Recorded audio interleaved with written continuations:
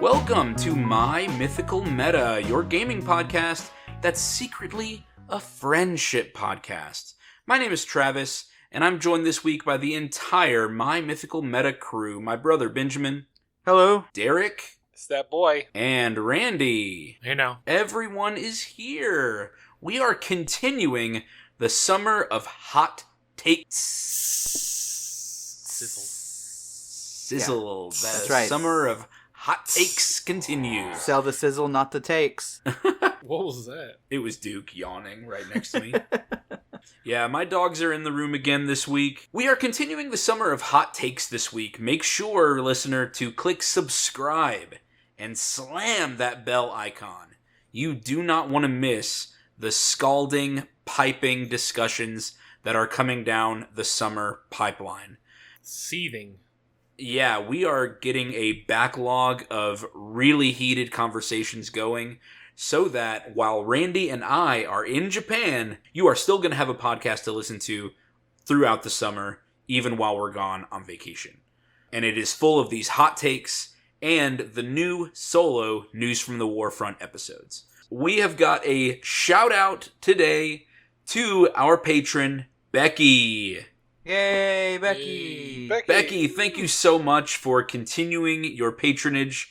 We are so thankful to you and to all of our patrons for your support. If you want to become a patron, you can go to patreon.com/mymythicalmeta, and there are some great perks lined up for our patrons. Benjamin, what's the first perk? In my opinion, the best perk available to our patrons is an exclusive 20% off code that you can use anytime you visit eldoradogaming.com and check out our premium metal dice, deck boxes, play mats, and other gaming accessories to bling out your gaming experience. 20% off means the first time you use that code, it pays for months of your patronage, potentially, depending on how much you buy. But it's totally worth it, right? Just, if for no other reason, just consider it buying a coupon code to really upgrade your gaming life, and you won't regret it. Randy, what's the next perk? As always, it is early and ad-free content. You will never have any ads when you pay for Patreon. YouTube, though, we can't make that same promise. I've started hearing the ads on YouTube, y'all. They're kind of annoying. They're just me. Intrusive. Well, they're just me right now. Well, but the future is coming round the bend. Okay, it's gonna start being like there's a salad to go ad. Factor Shadow Legends. Raid Shadow. Hey, if we can get raids, y'all, I'll be happy to get Raid Shadow Legends. I would personally shield for Raising Cane's. I mean, that's the dream. Oh yeah. Raising Cane's would be a dream. The official iced tea of Derek. Yeah. And patrons also get access to the My Mythical Meta Discord server. This is where we are recording right now. This is also where Randy and I met earlier this week to start buying tickets for Japan stuff. This is where me and Benjamin and Derek met earlier this week in order to talk about our next deck building challenge. That was literally last night. It was. But our listeners don't know that. I'm telling the listener, it was last night. It was 24 hours ago. But this Discord server is hopping more and more. We are using it all the time to communicate. And so if you want an easy way to communicate with us, the Discord server becomes available to our patrons. All right, Derek, have you got a better surprise perk this week than you did last time? I don't remember what I had last time. We will write a letter through Discord? Yeah, well, we will. Yeah, but we need a better perk. Well, this week's perk is brought to you by Travis and Randy. If we get some sponsors or some patrons, they're going to go to Japan and they're going to train with world-renowned Marie Kondo on lessons about organization and getting their life right. And they will bring that knowledge back to the States for you, listener. And help our hoarder listeners. They will drive out to your house and help you do this. One time only. You bring your collection to us and we'll sort it. Do these Gundam models spark joy?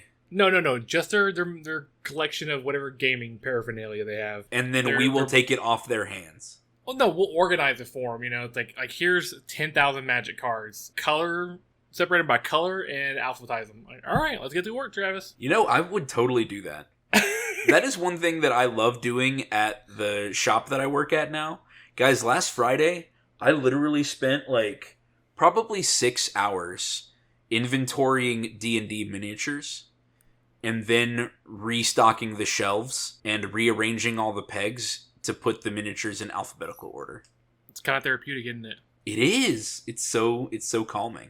So listeners, thank you as always for listening, and we especially hope that you consider becoming a patron and going to patreon.com/mymythicalmeta. All right, we continue the summer of hot takes this week.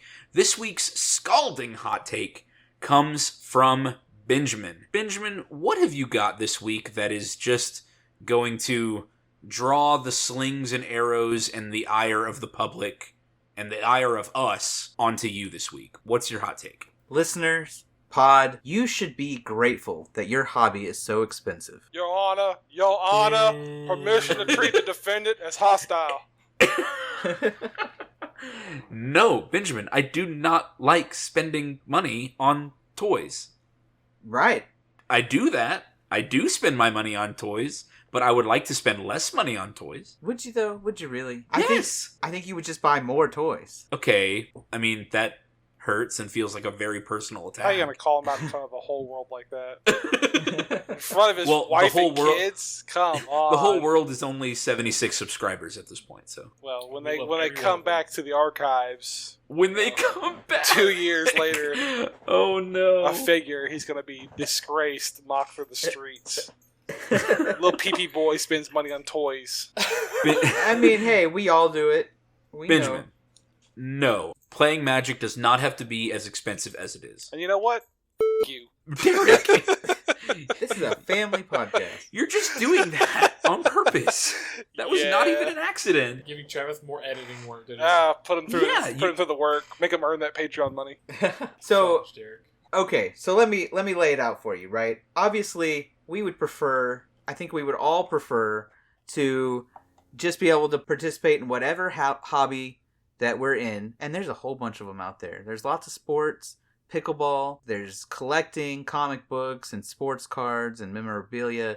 There's obviously collectible card games like Magic, Yu-Gi-Oh, Pokemon, right? There's even, there's lots of video games. There's the collectible video games. There's the online video games. There's a whole bunch of ranges in between. Collectible video? Oh, I was thinking like Pokemon, where... Oh, okay, yeah. Where you want to collect things in the game. Right, and also collect the different versions of the games. But, there's all these different hobbies. I think you'll find that the most successful ones are the most expensive ones. It's very, very rare to find a hobby that stays cheap the more popular it gets. Now, obviously, that's simple supply and demand, right? But I think that, one, you should be grateful because if your hobby is expensive, it means there's a market for it. It means that there are a lot of people out there. There's a lot of support. There's a lot of incentive for people to get into that area. And, sometimes that can... It can feel bad, right? It can feel bad when Disney takes over your fandom. Yeah. Looking at Star Wars fans here, right? It can feel bad when a company starts looking at its bottom line instead of the player's happiness. But I'll let you in on a secret. Pretty much every game designer is looking after their bottom line rather than the health of the player base, even the little startup, right? In fact, I was on the phone yesterday with a game designer who I hadn't actually talked to you about this yet, Travis, but he was asking if we would be interested in selling his game on our website and possibly at conventions. So we'll talk about that later. You have my attention. Yeah. But anyways, I have a lot of respect for this guy. He's someone I've known for a long time. I know for a fact he's not just in anything for the money. Right? Very high-minded. He's very caring. And so much of that conversation was about how he could make more money. So, I mean, just because it's a necessity in the world we live in, and it's a big reason why people do anything public, really, right? It's easy for anyone to design a game and play it with their friends. But to design a game and then go public, to make a Kickstarter, put it in big box stores, send it to your local gaming store, your friendly LGS, they're doing that for the money, right? or possibly the fame. And in that situation, right, you're not getting involved in any of these games based on someone who cares about your well-being. So with that, okay. yeah. So I'm just putting that out of the way, right? Don't be like, Hasbro took over my favorite game and now it sucks. Well, Hasbro has the same goal as any local game designer. Okay? Yeah. They just do it efficiently and sometimes a little more coldly. But okay. Okay, so you haven't endeared me to the corpos yet. No, I don't want to endear you to the corpos. I think it's entirely possible for them to lose their way, right? I do not think. So this is where I'm going to start moderating my position a little bit. But I do want y'all to push back. We've already got them on the back foot, boys. Keep up the pressure. And all it took... Derek. Your hobby should be expensive because it's good for the game. I don't think that artificial expense at the... Well, I should take that back. Let me start over. Benjamin talked himself onto his own back foot. Love it. Well, I'm coming back here. I think it's also healthy for game designers and the people who are moderating a hobby, that could be movie producers, comic book writers, artists, whatever, to create artificial scarcity that drives up costs. I think that your hobby having expensive items to purchase, having things that people can collect, and generally having parts that are more or less accessible to members of the community that are in different tiers is ultimately healthy for the game and good for the vast majority of the people in that hobby. That's my hot take. That artificial scarcity is good for the hobby? Yep. I think artificial scarcity is good for the hobby. I am dumbstruck at that. Okay, so here we go. That the McRib is good for society. Isn't it though? Because it's only available once a year. Isn't it though? Isn't the McRib good for society? Do you want it? First of all right, let's break down the McRib since you brought it up. Okay. Do you ever buy the McRib? No. Never in my life. Okay, well then you're not its target audience, right? Zero times. Obviously, it keeps coming back because people buy it. Right. But if it was always on their menu, I think people would stop buying it, right? It only exists for those people who like it precisely because it is scarce. Well, let me throw you a different example. Whataburger had their honey barbecue chicken strip sandwich meal. So good. Okay. Which was it's the same deal as the McRib, and then they eventually just brought it back for good. Yeah. And I go get that almost every time I go there. Well, the McRib situation is different. I don't know if y'all know why the McRib comes and goes. Basically, when the price of pork drops below a certain level, McDonald's goes up and buys a ton of it, and they'll just keep buying it until the price of pork goes back up, and then they stop buying it. And so the McRib is available only when pork is cheap, basically. So whenever there's like a pork disease outbreak and the prices tank, they're like, let's buy it all up. Get all that infected pork. Exactly. Mold shit. Put it into a compressed rib-like form. Yeah, a rib patty. And slather it in sauce. Yep. You figured it out. That's why I don't eat McRibs. Okay, let's go back to hobbies here. All right. Okay. Probably one of the cheapest hobbies you can think of, basketball, right? All you have to do to be able to play basketball is live near a park and buy a $10 ball, right? Okay. But the more someone plays basketball, is that all they're going to buy? No, not at all. No. They're going to buy shoes. They're going to buy gym shorts of like luxury brands. Mm-hmm. They're going to buy Under Armour shirts. Mm-hmm. They're going to buy sweatbands for their wrists and head. Water bottles. Yep. Yeah, they're going to accessorize. And you can do that cheaply. Right? You could certainly go buy a $20 pair of shoes at Payless that'll last you a season and just do that every year. You can just rip some rags around your wrist and head, buy a $2 bandana for your head, a pair of shorts from Walmart. Bro, speaking my language. Right? Keep going. You can do all this. Plastic water bottles, the whole works, right? And continue. And Benjamin, you just described Derek's pickleball That's outfit. my ideal outfit. I want to look homeless and dangerous. And see, and this is great because Derek has access to pickleball with his homeless outfit. Yeah, with his shoestring budget. Yeah, and that's totally fine for his enjoyment. But if he wanted to go further, he would invest more money. Yeah, right. And he could join a club. He could subscribe to the magazine. Never. I'll never subscribe to physical media. And further, yeah. So once you get into that, let's using basketball or pickleball as an example, maybe you go watch the pros play, and maybe you buy one of their jerseys. Maybe you start investing in higher level equipment. Maybe you start joining a gym or a country club or the YMCA so that you can have better fields or better courts, better or facilities whatever. in Better general. facilities. Yeah. The whole thing is, all of those things only become available to you because there are people to play with.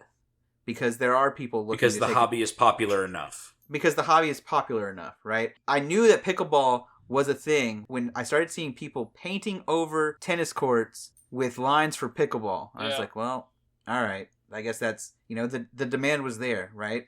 And the cost of pickleball equipment went up. But the cost of pickleball equipment going up means you have people to play with. Means you have media built for you because they want to cater to the pickleball crowd, right? It means that your YMCA is going to host pickleball lessons now, and you can enroll your kids in it. You don't have to teach them yourself, right? It means that competitive leagues, that maybe they'll have it at the Olympics in the next 10 years, And all of that comes with the cost of higher demand. So if you want people to play with, if you want people that you can talk about your hobby with, if you want to be able to see pros, you have to accept that comes with higher cost of access. I don't think that you have to enjoy paying more money, or even that you should, right? I think what Derek is doing is perfectly fine to say, I spent $10 on my equipment, I bought a racket from a garage sale, and I wear my Walmart slides to the court, and Derek's out there playing barefoot. right? Listen, if my old feet could take it, I might.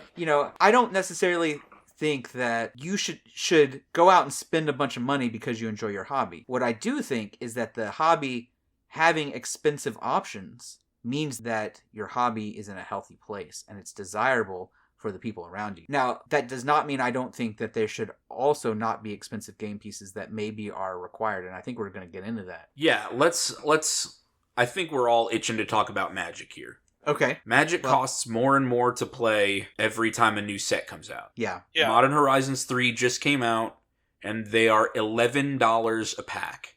Yeah. $11.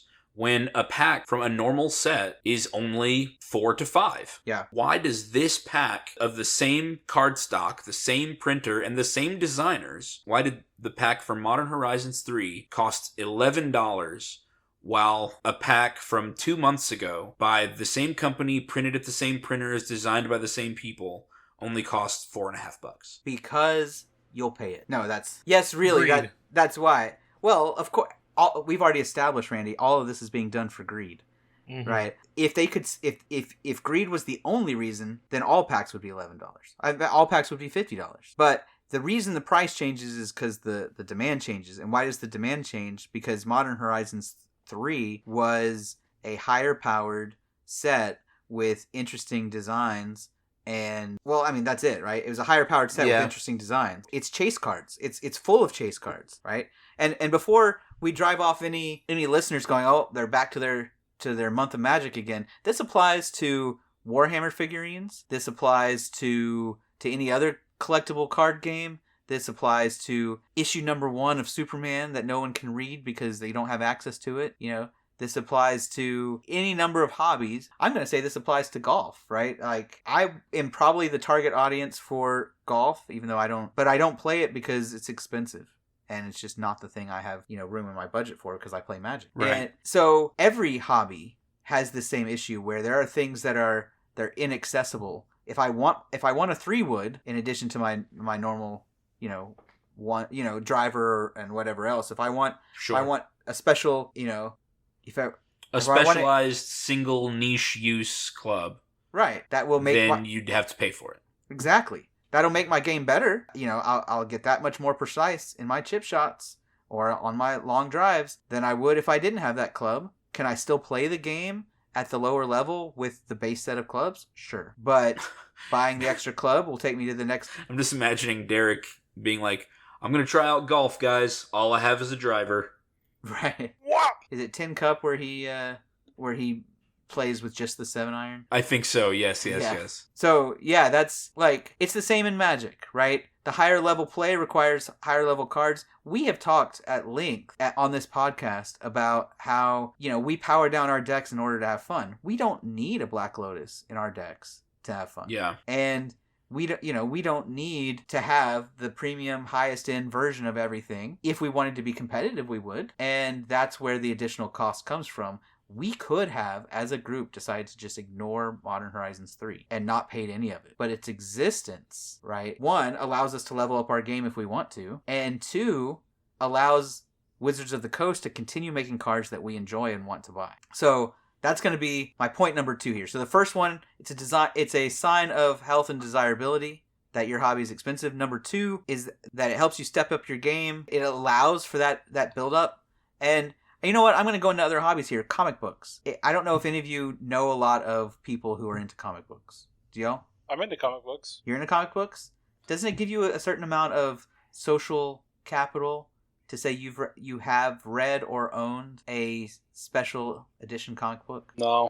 I'm the wrong person, though. I don't care about material things. I like comics, but not individual issues. I only ever buy like omnibuses or oh, okay. Yeah, I want the whole story. The complete story Yeah. packaged all in one thicker volume. Because a single volume is usually like 20 pages. And I can read that in like a half hour. Like I'm not going to stop at my local comic shop weekly or monthly to get a half hour's worth of entertainment. Yeah. Right. So then we're obviously the wrong audience for that. I do know that you've talked recently about how that's something that you're getting into, of being like, ooh, this is a signed copy of this, variant cover and whatever.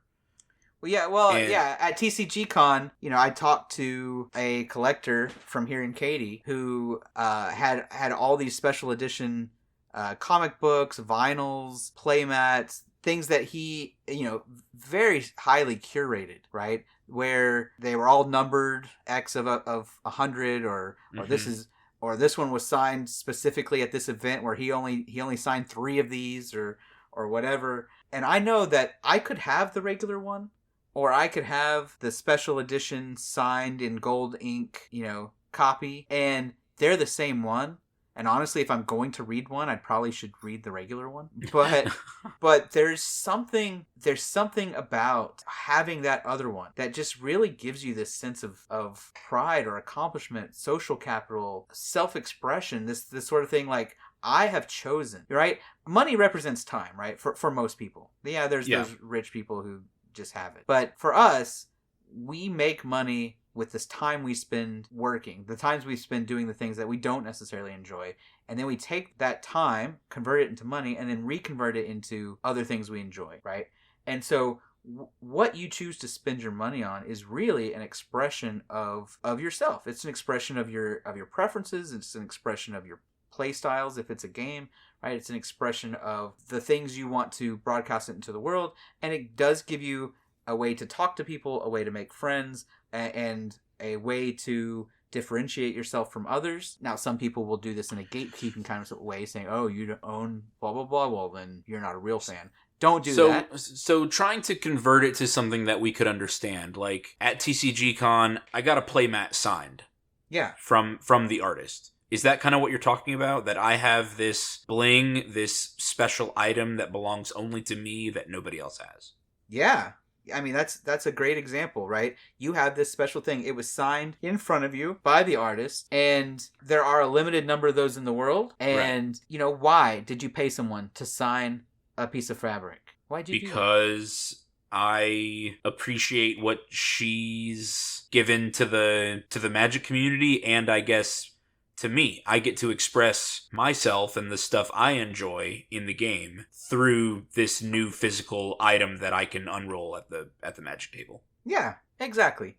Right? Yeah. So I think that's the form of self-expression there also goes into play styles, right? So I've got 2 examples of this. One is when you build a Warhammer army, when you build a Magic deck or a Yu-Gi-Oh deck or Pokemon deck, when you go and buy golf clubs, or you're picking which pair of shoes you're going to wear when you go play basketball. You have options on where you choose to spend your money within that hobby, and how you choose to spend that money is a form of self-expression.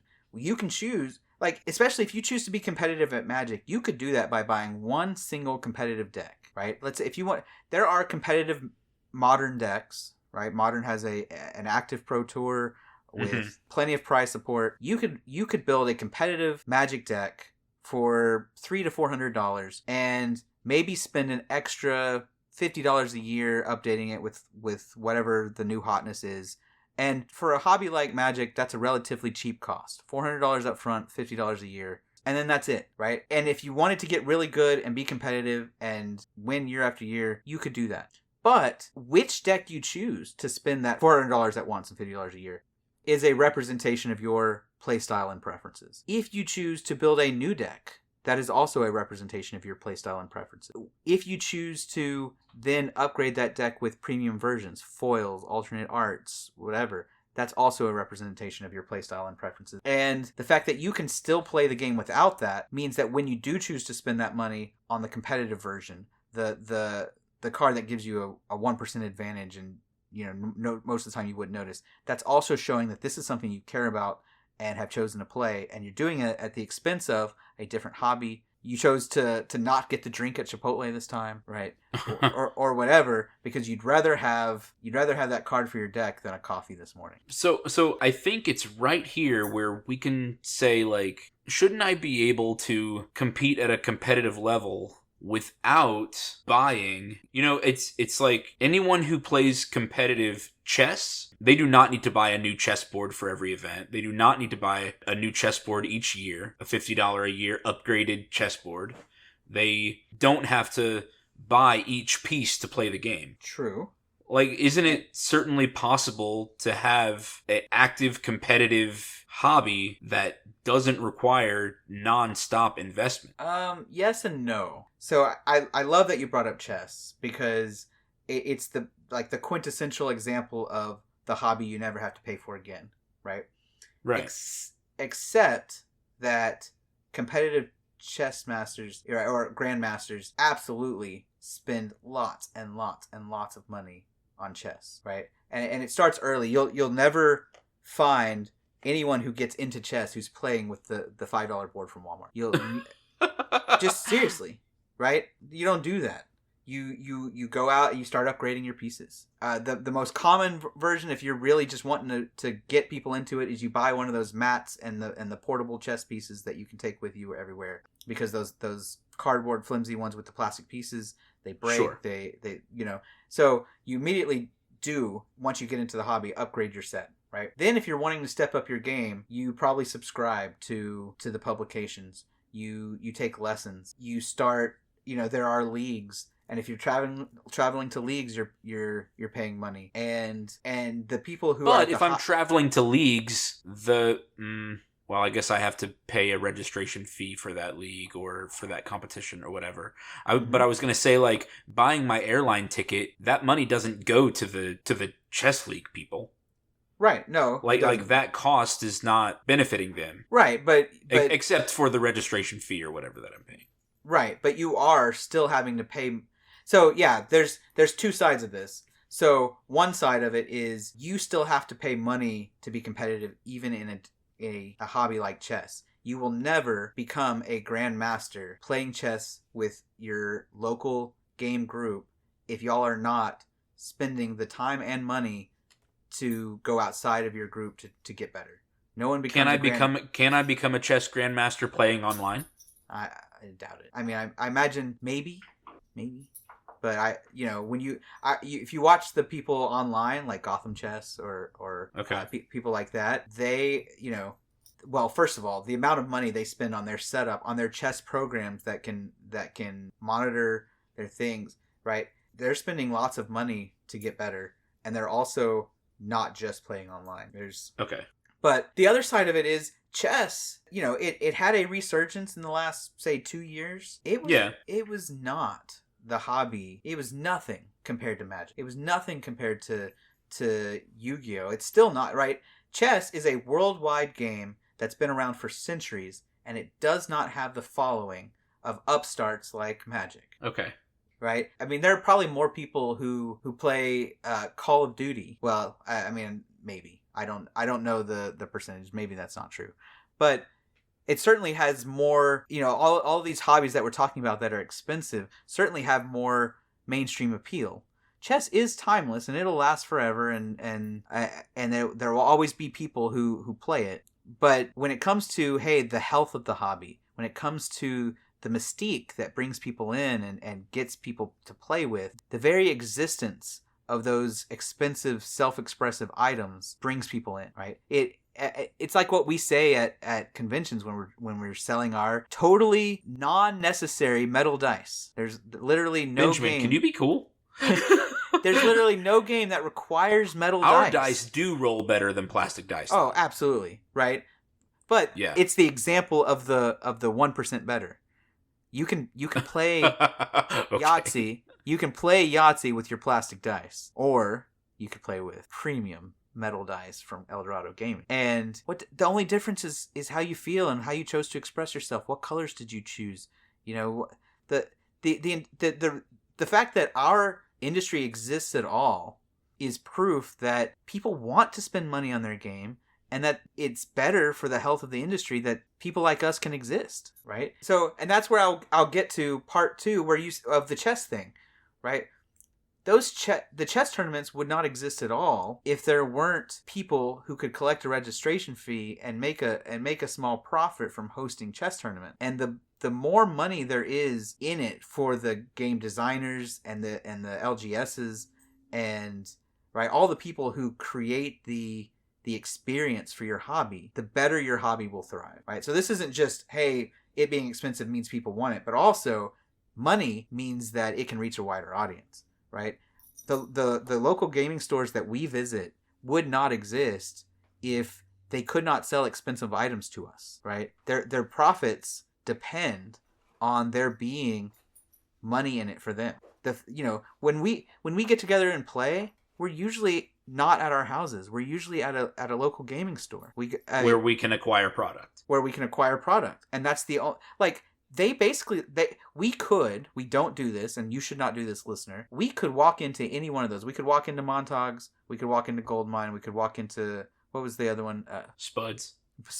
We could walk into any of those, sit down and play for hours using their air condition, using their utilities, their bathroom, and we could leave 6 hours later and they will have lost money from that, right? One of my favorite game stores was a place called Specialties in San Angelo, and they would just let people play their board games. You could come in, didn't even have to reserve a table, you just walk in and say, hey, do you have any interesting games that you've acquired recently? And they're like, yeah, do you want to play test it? And they would open one for you and let you go play games for free in their back room, just because. They're losing money letting people do that. But it's a service they provide, and the only way that situation can exist, that they have a place for us to get together, is because they can sell us this product. And especially expensive game pieces like singles, like miniatures, like high-end comics, right? They can turn around and say, hey, I acquired this and I'm selling it to you at a profit so that you can come and enjoy my air condition while you play your cards. And same thing with the game designers, right? Chess hasn't changed in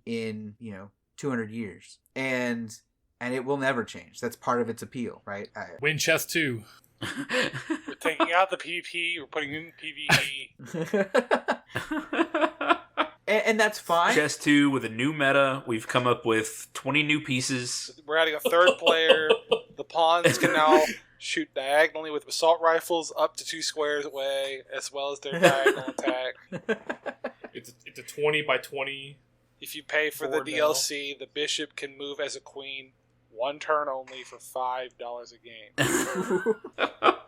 Oh my god. Okay. And someone would wail out on it. Yes, yeah. Okay, suppose that some of that stuff was desirable, right? Like playing variations of chess.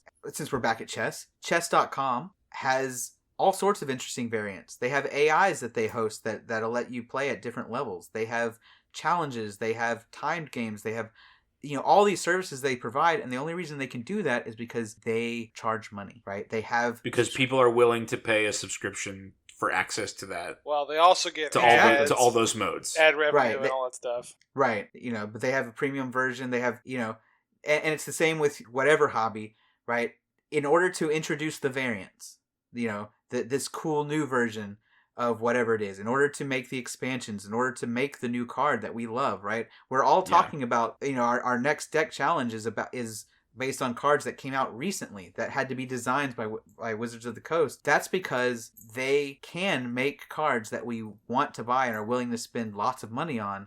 That pays for their 1,200 employees, roughly half of which are designing cards and doing art and doing things that make us like this game and keep coming back and drawing in new players. Like, it's a cycle. The expense of the game is a sign that it's healthy, and it stays healthy because it stays expensive, right? So I think that's about covered it. Now I'm going to do my step back and everything, since y'all don't seem to be arguing with me very much. I'm trying. Derek, Randy, hello. I mean, I agree. It's a necessary evil. Derek's like, no, well, I'm convinced. Oh, no, you won me over. I mean, all right, so Derek, tell us why you're not going to keep proxying cards. Oh, no, that'll never happen. Yeah, let's hear that.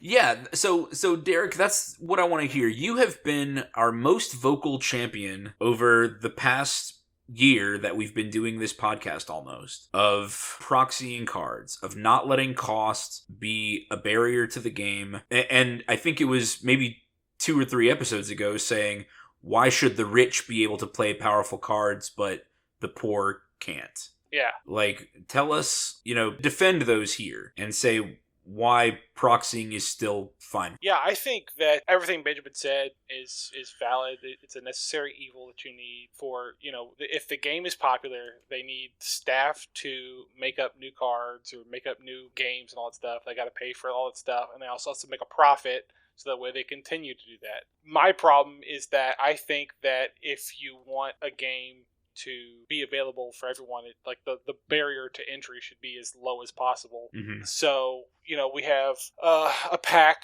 like we said, a normal pack costs like $4 or $5, and then suddenly Modern Horizons 3 costs $11. And the only reason that's like that is because they decided that we're going to put doo-doo cards in the Outlaw Junctions cards, and we're going to put the super powerful ones that we've been sandbagging into the $11 packs to incentivize, it's like the turning the water up on the frog slowly until it cooks alive. They try to, And this is kind of what I was thinking about earlier. I don't think any designer got paid more for making cards for Modern Horizons 3. Yeah. Like, the cost on their end didn't change when they were designing Modern Horizons 3. It is the same when amount. When they were printing, when they were designing the cards, when they were playtesting. The art. They did all the same things. Yeah. And I think that any card should be available. What is a card if not just a rule set? The rule set is now online and available for everyone. So I still buy cards, I still buy packs because I like to support this game because I love this game. But if I want to play a deck that, I have a certain idea in my mind, I don't want to spend, let's say, $30 for a Smothering Tide. Like, it's just a good card that would really help out this deck, and I don't want to spend that kind of money on a card because they won't reprint it. And I mean, it's, each pack is a lottery chance that you may get it, and I can't just choose to get it through them for $11. So right. Or $5 or whatever. So I think, I want to keep supporting this game, and I want to play the cards I want to play in the decks I want to play. Yeah. I just had a thought. Yeah? What if Magic ever offered just like a set pack or like a set box where it's literally just one of every card in this set, $200? They do that. It's called Commander Theme Decks, where like what they just did with Fallout or Lord of the Rings before that, or Doctor Who. A 4-deck kit, $200. What is that? That's 80 new cards and however many reprints for this set amount. But in that there's some cards that are only in the Commander decks, and there's some cards that aren't in the Commander decks that were in the box set that came out that was like associated, like when Lord of the Rings, there were Commander decks, but there was also cards not in those decks that were just in the set. I know that some shops do that. Mm-hmm. Like, I think Card Kingdom at one point used to do that, where you could just say,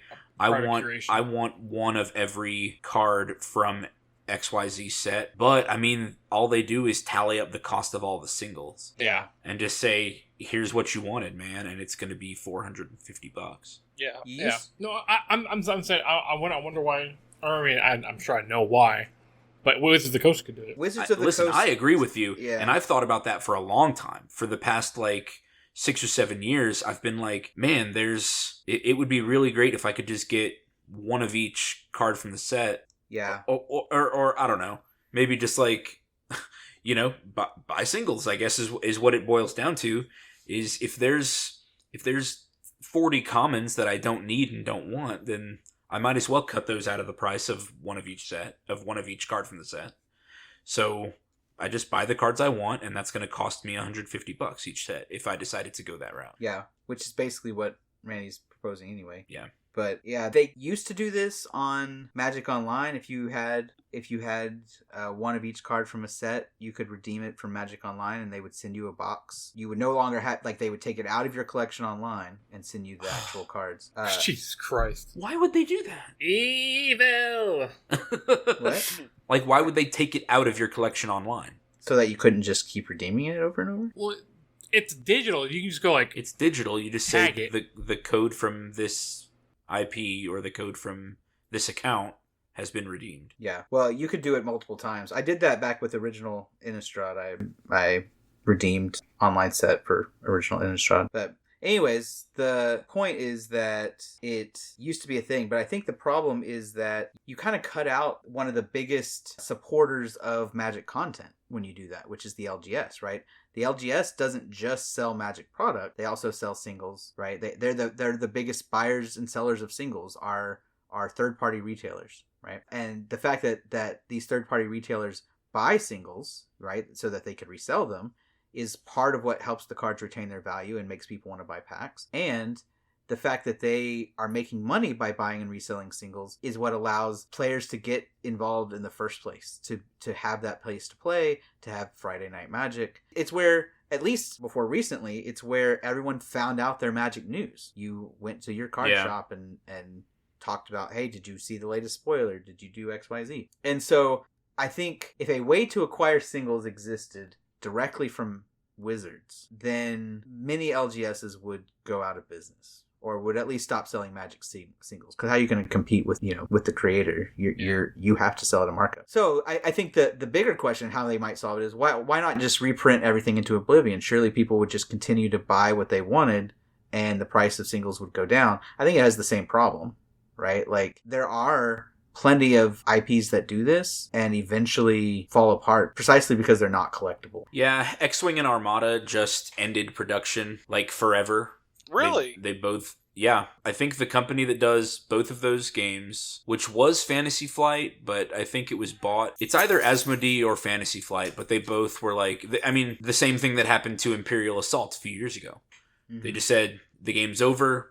It's no longer being produced at all. We're going to sell out the remainder of our stock, but that's it. Yeah. And then, like, literally the day after, you would see people putting their collections on eBay at, like, 4 times the MSRP price. Jeez. And we are, I mean, at Goldmine, the shop that I do work at, we have people coming in to clear out X-Wing and Armada stuff. They're like, I got to get it before it's gone forever. Yeah. But I think, did they reprint their stuff into Oblivion? Did it stop being collectible until they went out of business? And then it became... Yeah, they just constantly reprinted whenever stores ordered more. Yeah. Whenever stores ordered it, they just constantly reprinted the same old stuff over and over and over again. And so it only became desirable. People only started buying it out once they closed up shop and said, okay, we're not printing anymore, and then suddenly it spiked in price, right? And at that point, it's too late for the developers. It's too late for the designers. They've already sold all their stuff to shops who are already marking it up. Mm-hmm. So the only people who are going to profit are the shops. Well, I mean, I feel like the developers... I'm not saying this is what they're doing specifically, but I feel like there for sure are places that do this where it's like, okay, we're going to end support of this game, and then a month later, we have a new game, you got to buy everything new again. That's it true. uses a lot of the exact same characters and pieces, but they're not the official pieces, so you have to buy from us all over again. I know you already have a TIE Fighter and a Luke Skywalker, but you don't have the official new version of this game. But it's not the same. It's not the same game. They're different games. This one's not tournament legal, and it's not the right size. That is exactly correct. As soon as Imperial Assault stopped, they started producing Star Wars Legion. Yeah. Exactly. Which was literally like a 4mm difference of scale. And, and Shatterpoint. Star Wars Shatterpoint, which was also a skirmish Star Wars miniatures board game. Yeah, so it's but like... you couldn't use your Imperial Assault for it. as soon as their reorders start to slow, because it's like, okay, the clientele that are going to buy this game have pretty much bought it, and we're really thinning out on like our monthly reorders.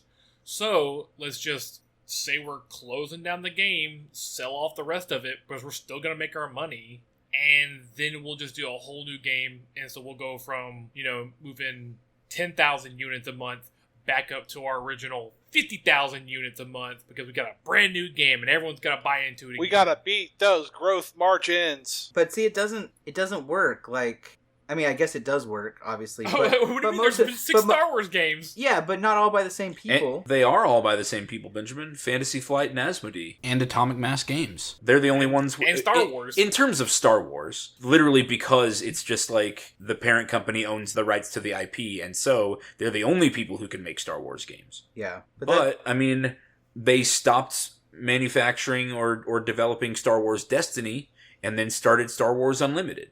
It's another Star Wars trading card game, and it's selling like crazy. They're about to start their second set, Shadows of the Galaxy. It stinks of Overwatch 2, which I guess let me explain to the listeners is that they Overwatch 1 was a game that it was beloved, it was competitive. I think it was like 6v6, had a really healthy kind of meta or whatever. A 6v6 arena battler that was first person instead of hero shooter. Yeah. And then they said that, okay, we're shutting Overwatch 1 down. We're coming out with Overwatch 2. It's going to have PvE. It's going to have this and that. Comes out. There's no PvE. None of the things they're Overwatch 1 costs like $40, $60, something like that. Overwatch 2 is free to play.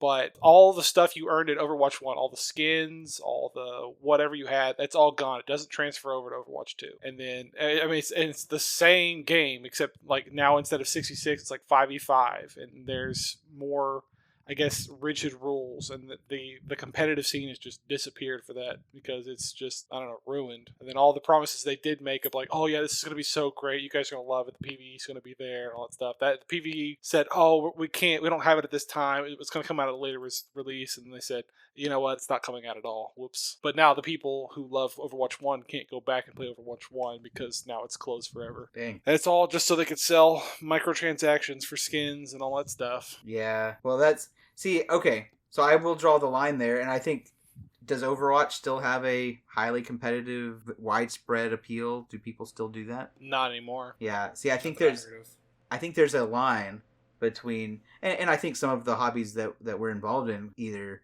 have crossed it or are maybe close to. I think Magic is kind of pushing it a little bit. Yeah, I agree. Right. So you mean with all of its IP Universes Beyond stuff? No. I think it's the premium products that keep coming out back to back to back. It's like there's more premium products than there are regular products, and soon there'll be a super premium product, and that's going to cost $100 for 9 packs or whatever. And it's just turning up the dial. I don't have a problem with premium products if there are the cheaper versions, right? Like, but premium products is a form of self-expression. Well, like collector's boosters versus play boosters, I think that's great. I think that's precisely the sort of thing that I'm talking about, whereas I think that's good for the game. In fact, I think the numbers show that the average cost of cards has actually, of the cheapest version of a card available, has actually gotten lower because they've introduced all these premium variants. I do think that's true. Yeah. Yeah. I agree. And so I think decisions like that are meant to both provide expensive collectible pieces and increase access to the game, I think those are absolutely good for any game. And as much as people complain because they can't always have the premium version of a game, right? That's fine. You can play base Monopoly. You don't need NASCAR Monopoly. Right? Yeah. Like, you don't need the version of Monopoly that gives you a credit card and you swipe it for your transaction. Just play with paper money, right? Like, and so I will never have problems with, hey, we're offering a premium version of something that you can also get for dirt cheap, where I do think companies can mess this up the other way. So we mentioned they can mess up things by making them too cheap to the point of running LGSs out of business, ruining the collectability so that people aren't interested. It loses its appeal. It loses its mystique people can no longer express themselves. Because ultimately, if every single Magic card cost 1 cent, right, and we could buy every single one for a penny that we wanted, we would, for a while, we would go hog wild, building absolutely everything we wanted. But I think that within, say, 2 years, we would have built everything we wanted, and we'd be done. Our creative juices would be done. We would have every deck we possibly wanted. The meta as a whole, the community as a whole would have explored every single possibility. There'd be no collectability. There'd be no reason to chase after everything. There'd be nothing to strive for in that hobby. It would just be done. It Well, would I mean, become people can do that. chess. It would become chess. People can do that already online with deck building and playing online with, like what are the online ones that you can play? Well, there's Arena and Magic Online, but those still cost money. There's a bunch of, I don't remember the names of them, but there's a bunch of ones where you can do it for free, like tabletop simulator type games. I mean, like, I think there's one called Cockatrice and something else. Yeah, I think that's what I was trying to think of. These cards already exist in the world. We can already think about, oh, this could be good here, this could be good here, and we haven't stopped playing yet. Well, we haven't stopped playing, but like there's something about physical play, first of all, because we could all jump on Magic Online if we wanted to, and we don't, right? We could be doing that right now, but we're not, right? So that's the first thing. The second thing is that it is available, but we don't have all these cards, right? We use those things for brainstorming, but we brainstorm within limits, precisely because there's a price, right? Restrictions breed creativity. You've probably heard that somewhere, but it's true, and we play with cheaper versions of cards, which opens up new possibilities. Like, I don't want to sit there and say handicapping yourself is always the best way to get better, but there are cards that, like, every time we do a budget deck challenge, we make fun, interesting decks that precisely because we're forced to play with cheaper versions of cards for that challenge. And I think that why would we ever do something like that if there was no such thing as budget, right? Like, I think we would make the decks we wanted in real life, not just brainstorming on whatever, and then that would be the end of it.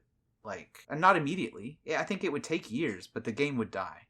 Or it would not die. It would become chess, right? Where there's a solved meta, and people play with tier 1 decks, and every once in a while they might handicap themselves with some theme challenge or whatever, but like, it would just be this, every meta you go to is CEDH and I mean, that's assuming that everyone just wants to play CEDH. I mean, some people just like playing. Like, yeah. If we had access to every single card, I don't think overnight we're suddenly going to want to play CEDH all the time. We still I didn't say overnight. I said I would within say years. when 2 years or something like that. I mean, but 2 years right now, maybe they reprint something that's super expensive or get rid of the reserve list, and suddenly those cards are available. In 2 years, I don't see us suddenly want to be sweaty. We had our sweaty moment with the Ascension Classic. Right. But I mean, look at what happened. Like, they reprint a card and it suddenly becomes accessible, and suddenly it's showing up in Randy's decks, right? He's got Mana Crypt, he's got Mana Vol, he's got, we were talking about this right before the show started, like, not because he went out and spent $700 on a deck, but because at the time he acquired cards that were previously hard to acquire, and suddenly he added them. Because why wouldn't he? If you've got them, play them, right? I think that's what would happen. I think we would say, why am I not playing with a Mana Ball, right? It's right there. Okay. It makes my deck better. And I'd certainly put more Phyrexian Altars in my decks if I had more of them. Exactly. We'd all be running a Mana Tithe in any deck with white. We'd be running Dockside Extortionist in any deck with red, right? There would just be literally no reason not to. Much more Anointed Processions running around. Absolutely. And so the number of cards who would not make the cut in our decks would increase, because why not play the best version, right? Why would you play what's the second the doubling season that's not as good because it's for everybody? Primal Vigor? Yeah, Primal Vigor. Yeah. Why would you play that over doubling season? Now, I have a deck that runs Primal Vigor. It actually, in that one deck, it's actually better than doubling season. Oh, Griswold? Yeah, Griswold. Yeah. But like, Primal Vigor is still expensive because of what it does, and it creates interesting situations in games, even when doubling season would have been better for that deck, but people choose Primal Vigor instead, and it creates an interesting experience. But why would you ever do that? And so I think that's what I mean by metas would. I mean, in your scenario, is the game still being developed? Well, why? Like, I guess how could it develop if they're selling cards for a penny? Right. Yeah, that's kind of where I was going with that. No, that Okay. the game would stop being developed. If they can't afford to pay their staff, Benjamin, what we want in that case is a government bailout. We want the government to pay that company to continue developing their game. Right, and then we have Iraq War Edition. Yes. Yes, exactly. Universes Beyond. Yes, I want Operation Desert Storm Commander decks. Outlaws of Thunder Junction, sponsored by the Army. Dual deck Biden versus Trump. Oh, Hey, that's going on right now. God. Dual decks, my God. So I mean, I don't know. That's a whole nother discussion. But I think that just like for casual fans of basketball, you go in your normal sneakers with your cheap ball from Target and you have a great time. For casual fans of pickleball, you show up in your homeless dress and you have a great time. You get a sweat in, you feel rejuvenated. And for casual fans of Magic, you play with your knockoff Magic cards, and I think that's fine. Derek. And so you and your proxies. and we are casual fans of Magic, and I think it's fine if we proxy our cards for good reason, right? For the purpose of having fun. And so I think there's a place for proxiers. So I'll just say that I think that there's a place for them. I don't think they should be rejected. I think in any casual play group, a person who proxies in order to keep up with the meta should be totally accepted, right? And I don't know if we've had that discussion on the pod in a while, but I do not want my listener to hear me say, if you're poor, you shouldn't play Magic or participate in a hobby, right? If you're like, go find a hobby. Pretty much any widespread hobby is accessible to people without a lot of money. And Magic and comic books and well, Warhammer might be an exception. But Magic's not an exception. Proxying is a thing, right? Let people play Warhammer with plastic chess pieces. Like, I don't care, 'cause, I mean, there are people who 3D print their models. Yeah, well, I mean, but instead of buying them pay for the 3D print. Yeah. But Hey, it's getting cheaper and cheaper. that's true. I can go get a 3D printer that'll do an army real well for under $300 now. A Okay. resin one. I would personally love to try Warhammer, but the barrier to entry is so high that I'm like, absolutely Yeah. not. For something I may not like. And it's the same problem I have with board games. Like, I don't know if I'll like this. Why would I buy this? Yeah, and that's one of the cool things about Magic is that you actually can buy starter decks for pretty cheap, and for it's one of those. So I taught my son to play Magic, and I gave Guys, Ezra was so excited when we were on Discord the other day. He wanted to show me his blue-green deck. Yeah, he made a yeah, blue-green deck out of commons and uncommons that I was like, yeah, you can have these. And I gave him a bunch of lands and gave him some basic deck building tips, like super basic. And he was super excited. And at first we just played it. We separated it in half and said, here's a 30-card blue deck and a 30-card green deck, and we played against each other. And then he wanted to play with the blue-green deck together, so I pulled out a modern burn deck that I had and took out some of the... I slightly weakened it, but obviously still way better than that, but I just wanted a deck that was simple to understand. Mm-hmm. And we played it, and we took turns playing burn versus his blue-green cheap pile of nothing. And his blue-green draft chaff deck. Yeah, and it was fun. Yeah. And it was fun. Yeah. And he... That's so exciting. That's awesome. And we took turns playing those, and surprisingly, the blue-green deck did fairly okay against my modern burn deck, and it was great. And so he does not need the expensive cards to have fun in this hobby. And I think that's true for anyone who wants to enjoy a hobby, is that yes, we all have a responsibility to choose how we spend money. And I don't think we should be trying to pressure companies, friends, or anyone else into trying to cheapen the game so that we can play at the highest level, because I think that ultimately hurts our chance to enjoy the hobby by putting companies out of business, by reducing game spaces, by destroying the allure and what makes the community a place for people to participate in the first place. I mean, I get what you're saying. I just think people should be able to play at the power level and the games they want to play. If someone wants to play CDH and they need the cards to do it, Do you think that's true for like the Pro Tour? Should you be able to use proxies on the Pro Tour in your opinion? Yeah, I agree. I absolutely think so. Interesting. Yeah, I think so. I mean, it makes sense because it's one of those things that gets at that point. It's like only the rich can get into this thing to make money. Only the rich can get richer. Yeah. And it's like what I was saying. It's almost like, I think this came up before we started recording, but I was talking about League of Legends. Like, you can play League of Legends on your computer for free. You don't need any, cosmetics or anything. But in order to, because now I'm thinking of, you want the computer that can run it at the highest speeds. You want the mouse that has the highest reactivity. You want the keyboard that does whatever. So never mind. On a game like League of Legends, it can run on a potato. Okay. Okay. You can have a like I'm rocking a 960, and you're still gonna run 100 FPS on League of Legends probably. Okay. So yeah, like League is not intensive. Being like, I got 300 FPS in League, it's like cool. It runs at 60 FPS. That's as fast as the game. Now, I don't know what it actually speed it's polling at, but it's just I'm just saying it's like your computer's gonna be fine. Now like first person shooters, like Counter Strike, there might be a little bit of that on like having a little bit faster monitor refresh or your mouse be a higher sensitivity. Mm-hmm. But I mean, at that point, you're either good or you're not. Yeah. Yeah. I don't know. Yeah. I know. Proxy. And, I think, listener, you'll never hear me say that you should not proxy, except when it's against the rule. I think you've but got to get the rule, fight the system. Yeah, you've got your bills and your groceries and all that stuff you have to take care of.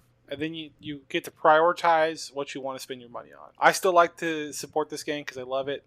I still buy products, but I will proxy cards that I think are not worth $30, $60, $100. If I just want to play the game, I want to play the deck I have in my mind, regardless of what somebody tells me the price is. Yeah. There was something that was running through my head earlier that I forgot to say. Y'all remember when Commander decks used to be like $45, $50-ish? I remember during COVID when it was $20. Well, they've always Yeah. had those. They still have those. The ones that are not as good, like the set Commander ones. Not $20. Well, no. No, they had one a couple years ago. That was Inflation, $20. everything's. That's the more one I'm talking expensive, about. but, yeah. Yeah. So I was thinking, though, that every time I go to my Walmart or Target or my shops now, they're like $60 to $80.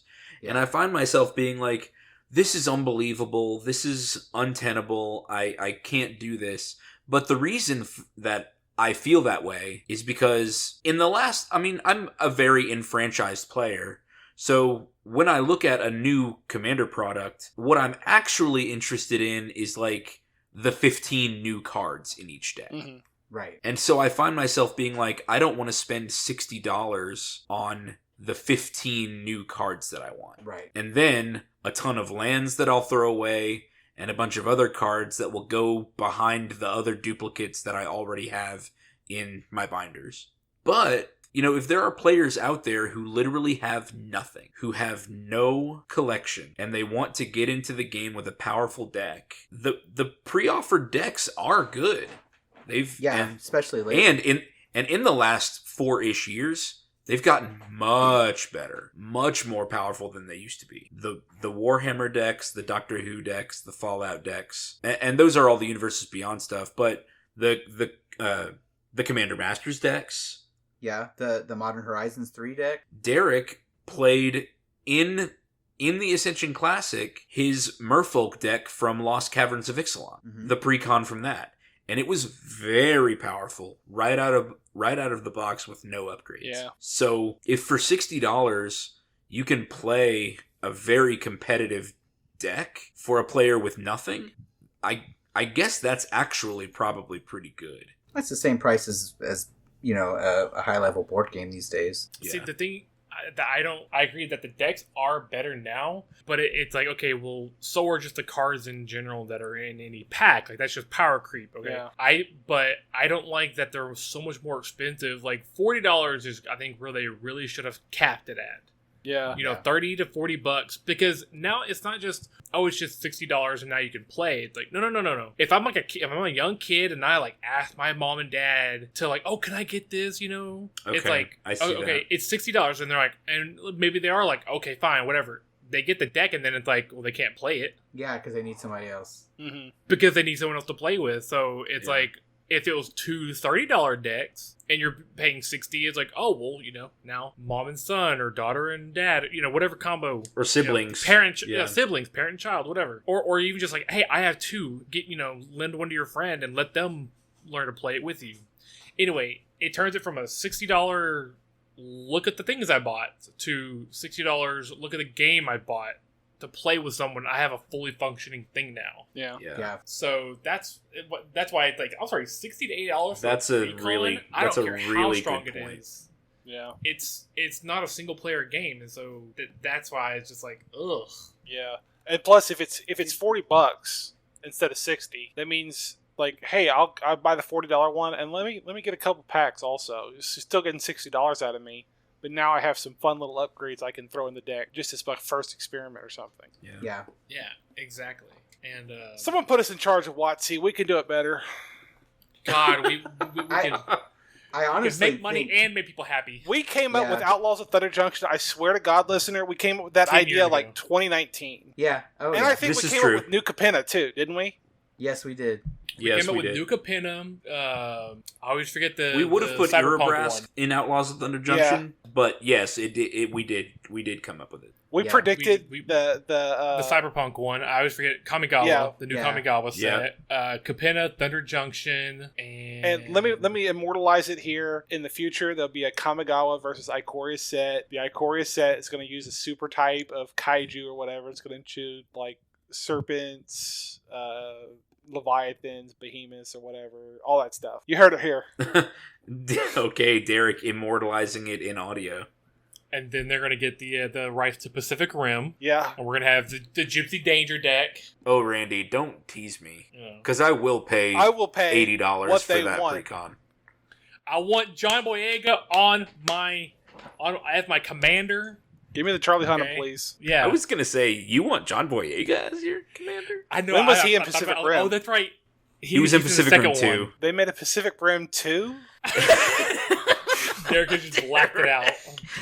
I've never seen him leave a movie theater so disappointed. That movie put Derek me will on Suicide refuse Watch. to acknowledge that movie. I hated that movie. Okay. Okay, that's- so we've given Benjamin the floor for most of this episode. Is there any wisdom to gain from this? Is like, just rest assured that your money is going to the health of your health of your hobby if you're no, paying I'm a not lot. just. No, well, no, I'm just saying that like, I'm not saying spend money you don't have, and I'm not saying to spend money you don't want to spend. You do your best to get the maximum enjoyment out of your hobby for as little money as possible, right? Like, don't go buy special shoes if you don't see the benefit of special shoes. Proxy your cards, right? That's fine. Just also maybe stop complaining so much when the thing you like is doing well financially, and enjoy the collectability. It makes people feel good. And if it's possible for you to enjoy your game for cheap while someone else feels good owning something expensive, that's okay. It's very possible that the expensive aspects of the hobby are not for you. And it's actually good to have tiered levels to hobbies. And ultimately it means that your hobby is in a very healthy place, in my opinion. So yeah, it's a balancing act on opinions. You should not spend money, and also other people spending money is good. Whales are good for the game. Maybe that's what this should have been. Okay. All right, I love it. Benjamin, how can people reach us directly? Well, I know what you're asking, but the best way is to become a Patreon and hit us up on Discord. That is true. But assuming that they don't want to do that for whatever reason, we're the premium version of their hobby, and they can't they don't want to pay the $4 a month for Patreon. Then they can also email us at mymythicalmeta@gmail.com. Okay, the free version of our podcast contacting is mymythicalmeta@gmail.com. Randy, what's the premium expensive version of this podcast? That will always be patreon.com/mymythicalmeta. Thank you guys for listening, and Benjamin, Derek, Randy, thank you guys for being my great friends. Adios. Right. Later, guys. This episode was sponsored by Eldorado Gaming. Use the promo code META for 10% off your order. Please like, comment, subscribe, and share. This episode was edited by me, Travis Konishek, and our intro and outro music is by Tyler Heath of the Oh Hellos.